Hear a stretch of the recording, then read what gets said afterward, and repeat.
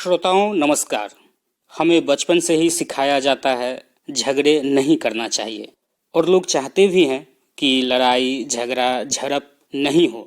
लेकिन कभी कभी ऐसी परिस्थितियां बन जाती है जब लड़ाई की नौबत आ ही जाती है। ऐसी ही एक स्थिति आई थी 1999 में। जी हाँ, जब कारगिल युद्ध हुआ था और लगभग 2 महीने के संघर्ष के बाद भारतीय सेना विजय पताका लहराई थी। आज भी कारगिल युद्ध की विजय की बात जब हमारे यादों में आती है तो हमारा सिर गर्व से ऊंचा हो जाता है। और सोचिए, कुछ ऐसे भी सौभाग्यशाली लोग हैं जो इस युद्ध के गवाही बने थे, इस युद्ध में शरीक हुए थे, युद्ध में लड़े थे। जी हाँ, उन्हीं में से एक शख्सियत है, एक व्यक्तित्व है कर्नल संदीप भाटिया। कर्नल संदीप भाटिया भारतीय सेना में 28 साल से अपनी सेवा दे रहे हैं और इस दौरान वे कश्मीर से लेकर कन्याकुमारी तक कई जगहों पर सेवाएं दी हैं। कारगिल युद्ध के समय वे सियाचिन ब्रिगेड में पोस्टेड थे और युद्ध में भाग लिए थे। उन्हें अपने कैरियर में 3 बार चीफ ऑफ आर्मी स्टाफ द्वारा सम्मानित भी किया जा चुका है। तो आइए आज 26 जुलाई 2020 कारगिल विजय दिवस की 21वीं वर्षगांठ पर उनसे एक भेंट वार्ता सुनते हैं। जय हिंद श्रोताओं। वैसे तो स्वतंत्रता प्राप्ति के बाद भारत को कई सारे युद्ध लड़ने पड़े, लेकिन यह कारगिल युद्ध किस मायने में और सब युद्ध से अलग है? इतिहास में कारगिल युद्ध के क्या महत्व हैं, हमें बताएं। जैसे कि आप लोग जानते हो, हमारा देश एक शांति प्रिय मुल्क है। हमने आज तक कभी भी किसी देश पर चढ़ाई नहीं करी है, लेकिन जब भी ऐसे मौके आए हैं जब कोई भी दुश्मन हमारे देश की तरफ आंख उठाकर देखता है तो हमने उसको करारा से करारा जवाब दिया है। और ये चीज सन 48, सन 62, सन 65, सन 71 की लड़ाइयों में हमको देखने को मिला था। 1999 की कारगिल युद्ध के दौरान पाकिस्तान का बहुत एम्बिशियस प्लान था कि हमारे कश्मीर के क्षेत्र और लद्दाख के क्षेत्र को कट किया जाए और लद्दाख के क्षेत्र को अपने हिस्से में जोड़ लिया जाए। जैसे कि आप जानते हैं कि हमारे लिए JNK एक हमारे देश का अभिन्न अंग है और कोई भी हमारे देश के ऊपर में अगर कदम रखेगा हमारी मिट्टी पर तो ये चीज हमारे से गवारा नहीं जाती है, क्योंकि खासकर जो एक फौजी का धर्म है कि अपने मातृभूमि की रक्षा करना। और पाकिस्तान का ये जो रवैया था कि हमारे हिस्से को ले जाना, तो ये हमको बिल्कुल गवारा नहीं गया और हमने उसका इस मिशन को फेल किया और हमने कारगिल की लड़ाई जो सफलतापूर्वक जीती और 26 जुलाई 1999 हमने विजय घोष का बिगुल बजाया। कोई भी युद्ध होता है, कोई भी लड़ाई होती है तो कहीं न कहीं कुछ कारण होते हैं, बहुत सारे कारक होते हैं और कुछ कारण तात्कालिक कारण भी होते हैं। ये जो कारगिल युद्ध हुआ, इसके कौन कौन से कारण थे और कौन तात्कालिक कारण थे? हम लोग चाहते हैं कि हम अपने रिश्ते अपने पड़ोसियों मुल्क के साथ में हमेशा अच्छे रखें, लेकिन किसी भी कारण पाकिस्तान जो है वो हमारे साथ में रिश्ते अच्छे नहीं रखना चाहता, क्योंकि सन 48, सन 65, सन 71 में 3 बार उन्होंने हमसे जंग करी और इस जंग का मेन मुद्दा वो हमेशा कश्मीर के मुद्दे को लेकर चलता है, जिसके ऊपर में UN के अंदर में भी वो इसके ऊपर में बहुत बोलता है। और इसी चीज को उसके मन के अंदर में हमेशा ये चीज रहता है कि हम 3 बार हिंदुस्तान से हार चुके हैं युद्धों में, तो अब मैं फिर एक बार कोशिश करके देखूं। 99 का युद्ध भी इसी के बैकग्राउंड को लेते हुए जो उनके तत्कालीन chief of army staff Pervez Musharraf बाद में उनके राष्ट्रपति भी बने, उनके मन में भी यही चीज बार बार होती थी, क्योंकि उन्होंने सन 71 की लड़ाई भी लड़ी थी और वहां पे भी वो हारे थे, कि मैं किसी तरीके से कश्मीर का कोई अंग जो है अपने पास वापस ले लूं, जिससे मैं भारत को प्रेशर डाल सकूं कि जो कश्मीर, जो पाक ऑक्युपाइड कश्मीर है या पूरा कश्मीर का क्षेत्र है, वो मेरे पास दे दें और मैं इनको लद्दाख वापस कर दूं। तो इस आइडिया से उसने अपनी तैयारी शुरू करी थी। वो दुर्गम पहाड़ों के ऊपर में उसने आस्ता आस्ता अपनी रेगुलर फौजों को बकरवाल के भेष में या दूसरे तरीके से भेजना शुरू किया और फिर हमारे पर एक जंग का ऐलान किया। आपने बहुत सारे कारण बताए। क्या 1998 में भारत और पाकिस्तान दोनों देश परमाणु परीक्षण किए थे? क्या यह भी एक वजह था? मैं नहीं मानता जो न्यूक्लियर पावर बनने के बाद कोई देश एक दूसरे के साथ में युद्ध के लिए तैयारी करेगा। हिंदुस्तान सन 98 में परमाणु देश नहीं बना था। हिंदुस्तान ने पहला अपना जो परमाणु निरीक्षण था वो सन 74 में किया था पोखरण में। और हम लोग हमेशा से ये चीज को मानते आए हैं कि जो हमने ये परमाणु का जो निरीक्षण किया था या हमने जो इसका एक्सपेरिमेंट किया था वो कभी भी असला बनाने के लिए नहीं किया गया था। हमारे पास में न्यूक्लियर पावर प्लांट्स हैं जिसके द्वारा बिजली का उत्पादन और अन्य चीजों के लिए उत्पादन करने के लिए हमने हमेशा न्यूक्लियर का इस्तेमाल करना चाहा। लेकिन जब हमारे पड़ोसी मुल्क न्यूक्लियर क्षेत्र के अंदर में इन चीजों का इस्तेमाल ना कर और असला बनाने के लिए अपना इस्तेमाल करने लगे तो भारत को भी मजबूरन फोर्स किया गया कि आप भी न्यूक्लियर आर्मामेंट का आविष्कार करें और उनको बनाकर रखें। जरूरी है क्योंकि आज के समय में अगर आपका पड़ोसी मुल्क न्यूक्लियर पावर बन जाता है तो हमको भी एक डेटरेंट बनना बहुत जरूरी है। पाकिस्तान को ये चीज क्लियर बता दी कि हमारा कोई भी फर्स्ट मूव पॉलिसी नहीं होगा, यानी कि हम फर्स्ट यूज नहीं करेंगे। बातचीत के क्रम में आपने पहले बताया कि पाकिस्तान की मंशा थी जम्मू और कश्मीर को लेह से अलग कर दें। तो जम्मू कश्मीर को लेह से अलग करने के पीछे क्या वजह थे? क्या कोई रणनीतिक कारण थे, स्ट्रेटेजिक व्यू था? देखिए, मैंने जैसे पहले बताया था कि जम्मू कश्मीर हमारा देश का अभिन्न अंग, ये शुरू से ही भारत का क्षेत्रफल रहा है।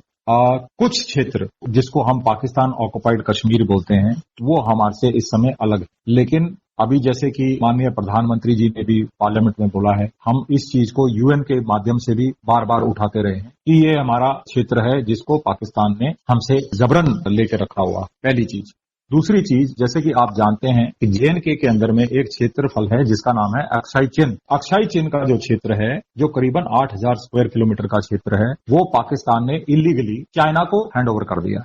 अभी जैसे आप लोग जानते हैं सीपैक जो एक संधि हुई है पाकिस्तान और चाइना के बीच, तो दोनों ने मिलकर वहां पर स्ट्रेटेजिकली अपनी एक रोड बनाने का निर्माण किया है ताकि वो कनेक्ट कर सकें पाकिस्तान के क्षेत्र को चाइना के साथ। अब ये जो रोड है ये तकरीबन उनके क्षेत्र में, जो चाइना का क्षेत्र अभी जो क्षेत्र है, जो अक्साई चिन का मैं क्षेत्र बोल रहा हूं, जो पाकिस्तान ने इलीगली उनको दे रखा है, उस क्षेत्र से वो सड़क जाती है। अब क्योंकि इसका स्ट्रेटेजिकली बहुत इंपॉर्टेंस है तो वो चाहता था कि हम उस लेह लद्दाख के एरिया को भारत से छीन लें जहां से हमारी ये सड़क जाए और हमारे को कभी भी इस चीज के ऊपर में डिस्टर्बेंस ना हो। और भारत हमेशा इस चीज का विरोध करता रहा है कि कोई भी हमारे क्षेत्र से आपकी कोई सड़क का निर्माण नहीं किया जाएगा, ना किसी पुल का निर्माण किया जाएगा। और उसी चीज को वो हमेशा अपने माइंड में रखता था कि मैं किसी तरीके से लद्दाख और कश्मीर को कट कर दूं और फिर मैं इस क्षेत्र को, जैसे अक्साई चिन का क्षेत्र है मैंने दे दिया चाइना को, ये क्षेत्र भी मैं उनके हवाले करके और वहां से एक सड़क का निर्माण करवाऊं और इस सीपैक का जो इन्होंने प्लानिंग कर रहे थे वो चीज में ये लोग सफल हो जाए। यानी CPEC, China Pakistan economic corridor, जो कि अब धरातल पे ज्यादा दिखाई देता है, उसके बीज 1999 में ही बोए जा चुके थे। जी हाँ। बातचीत हमारी आगे भी जारी रहेगी, लेकिन हम चाहेंगे कि आपका कोई पसंदीदा देशभक्ति गीत हो तो सुन लिया जाए। जी हाँ, मैं चाहूंगा अगर आप ये वाला गीत चलाएं और अपने श्रोताओं को सुनाएं, कदम कदम बढ़ाए जा खुशी के गीत गाए, ये जिंदगी है कौम की तो कौम पे ताज। कारगिल युद्ध ऐसा माना जाता है कि बहुत ऊंचाई पे लड़ा गया था, तो कारगिल युद्ध और सब युद्ध से किस तरह भिन्न था? देखिए, हम सब जानते हैं कि जो कारगिल या लेह लद्दाख का क्षेत्रफल है उनको अल्ट्रा हाई ऑल्टीट्यूड क्षेत्रफल बोला जाता है। बहुत ही दुर्गम पहाड़ियां हैं, 10,000 फीट से शुरू होकर 21,000, 22,000, 23,000 फुट तक उनकी लोकेशन में हमारे फौज इस टाइम में डिप्लॉयड। टेम्परेचर -50 डिग्री सेंटीग्रेड तक जाता है। इतने सर्द इलाका है, इतना दुर्गम इलाका है कि आप मान सकते हैं कि इस क्षेत्र में एक फौजी को ड्यूटी देना कितना डिफिकल्ट है। ऑक्सीजन की कमी हमेशा रहती है, पेड़ पौधे है नहीं वहां पर, और पूरा जैसे कि सब लोग जानते हैं कि उस इलाके को वर्ल्ड का हाईएस्ट बैटलफील्ड भी बोलते हैं। जी, यानी जो कि विश्व का सबसे ऊंचा बैटल ग्राउंड माना जाता है, वहां ऑक्सीजन की कमी की समस्या थी, तापमान बहुत नीचे था और टेरेन भी उबड़ खाबड़ थे, यानी धरातल बहुत ही उबड़ खाबड़ था। कोई भी घटनाएं घटती हैं, कोई भी युद्ध होता है, लड़ाई होती है, कुछ न कुछ सीख देती है। तो कारगिल युद्ध से हमें क्या सीख मिली? जी हाँ, देखिए, मैंने जैसे बताया कि एक फौजी का धर्म होता है कि पीस टाइम में हमेशा अपने आप को इस तैयारी हालत में रखना कि कभी भी युद्ध जैसी स्थिति अगर आए तो उस युद्ध के अंदर में जीत या फतेह हासिल करना। और हम फौजी लगातार इस चीज को हमेशा मद्देनजर रखते हुए अपने आप को हमेशा ट्रेनिंग करते रहते हैं। अंग्रेजी में कहावत है, the more you sweat in peace the less you bleed in war, यानी कि पीस टाइम में आप जितना भी पसीना बहाएंगे उतना ही आपका खून का कतरा कम बहेगा आपके शरीर से। तो इसको हमेशा एक हम अपना मोटो बनाकर चलते हैं और इसी के लिए हम लोग हमेशा तैयारी करते हैं। जैसे कि आप जानते हैं हमारा देश अलग अलग क्षेत्रफलों से घिरा हुआ है, कहीं पर डेजर्ट है, कहीं पर माउंटेनियस टेरेन है, कहीं पर वाटर टेरेन है। तो इसके लिए हमारी फौजें हमेशा तैयार रहती हैं और हमको किसी भी क्षेत्रफल में भेज दिया जाए हम लोग हमेशा विजय पाकर आते हैं। जैसा कि कारगिल युद्ध में भारतीय थल सेना और वायुसेना सम्मिलित हुई थी, लड़ाई लड़ी थी, तो उस युद्ध में कौन कौन से विमान का प्रयोग, कौन कौन से मिसाइल का प्रयोग, कौन कौन से तोप का प्रयोग हुआ था? कारगिल के युद्ध के दौरान जो भी हमारे पास उस समय में इक्विपमेंट अवेलेबल था, उस इक्विपमेंट का हमने बाखूबी इस्तेमाल किया। हमारे पास में एयरफोर्स के पास में जैसे MiG-21, MiG-29 और सुकोई 30 ये विमान थे जिनका हमने इस्तेमाल किया। और आर्टिलरी के अंदर में हमारे पास में 130 mm और बोफोर्स गन का भी आप लोगों ने देखा होगा कि काफी उसका इस्तेमाल किया गया और बहुत बाखूबी से हमारे जो सैनिक हैं उन्होंने इन वेपन्स का इस्तेमाल करते हुए दुश्मन के छक्के छुड़ा दिए। जब कारगिल युद्ध लड़ा जा रहा था तो अंतर्राष्ट्रीय समुदाय में, इंटरनेशनल कम्युनिटी में इस युद्ध को लेकर क्या प्रतिक्रिया थी? देखिए, मैं आपको ये चीज पहले भी बता चुका हूं कि डिप्लोमेटिकली हिंदुस्तान हमेशा सशक्त रहा है पूरे वर्ल्ड को अपने साथ लेकर। और जैसे मैंने आपको बताया कि हम एक बहुत ही शांतिपूर्वक देश हैं, कभी भी किसी के साथ में युद्ध में की स्थिति में नहीं आना चाहते। इस चीज का लोहा जो है पूरा का पूरा अंतर्राष्ट्रीय समुदाय भी मानता है। और हम भी जब भी फोरम्स में जैसे कि यूनाइटेड नेशंस हो या अन्य फोरम में जहां पर भी हम लोगों ने पार्टिसिपेट किया है, तो डिप्लोमेटिकली हमारे देश की हमेशा जीत हुई। और वो चीज हमेशा ये मानते हैं कि बाहर के जितने भी सदस्य देश हैं कि हिंदुस्तान कभी भी पहल नहीं करता। और ये हिस्ट्री भी हमारी बताती है कि हमने कभी भी पहल नहीं किया। और यही चीज हुई कि कारगिल का युद्ध के दौरान भी हमने युद्ध में तो सफलता विजय प्राप्त करी, लेकिन साथ ही साथ डिप्लोमेटिकली भी पूरा विश्व ये मानने को तैयार हो गया कि इसमें पहल जो है वो पाकिस्तान द्वारा की गई थी और उन्हीं की गलत मंशा थी मन के अंदर में, ना कि हिंदुस्तानी। और उसमें हमको डिप्लोमेटिकली भी बहुत जीत हासिल हुई। ये तो अंतर्राष्ट्रीय समुदाय की बात हुई, उनकी क्या प्रतिक्रिया थी, वो क्या सोचते थे, वो हम लोग जाने। लेकिन जब युद्ध चल रही होती है, जब युद्ध की परिस्थितियां बनती हैं, उस समय आम जन का क्या कर्तव्य होना चाहिए, एक देशवासियों का क्या फर्ज होना चाहिए?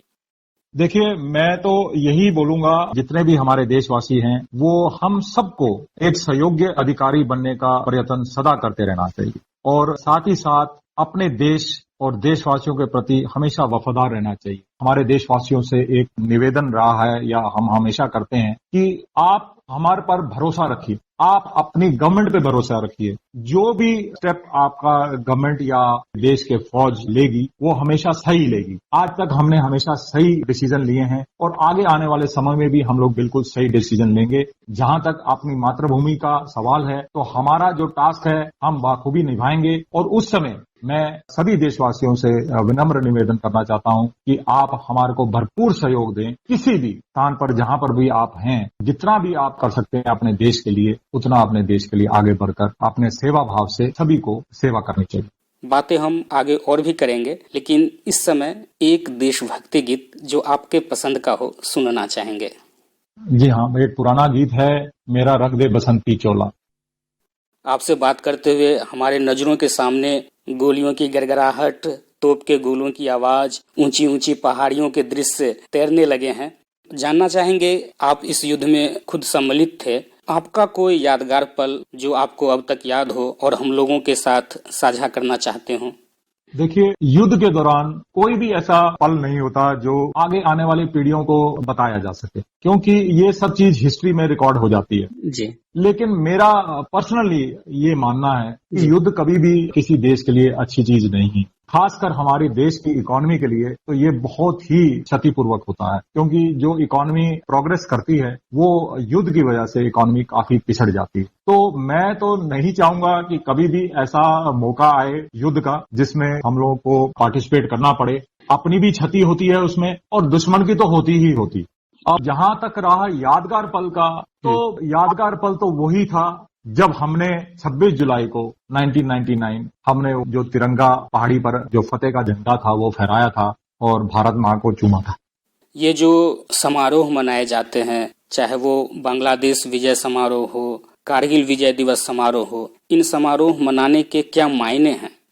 देखिए, युद्ध में जीत हासिल करने में जैसे मैंने आपको बताया बहुत क्षति होती है, जान माल की क्षति होती है और कारगिल के युद्ध के दौरान भी हमारे वीर सैनिकों की बहुत सारी वीर गाथाएं हैं और जिनमें मैं कुछ चंद एक वीरों का नाम भी ले लेना चाहता हूं, जैसे captain Vikram Batra, rifleman Yogendra Kumar, lieutenant Manoj Pandey और अन्य ऐसे अधिकारी। जैसे कि आप सब जानते हैं, इन अधिकारियों को देश का सर्वोत्तम जो अवार्ड होता है परमवीर चक्र, इससे सम्मानित किया गया और ये एक ऐसा युद्ध, पहला युद्ध था जिसके अंदर में 4 परमवीर चक्र विजेता, 2 को मरणोपरांत मिला और 2 अभी भी जीवित।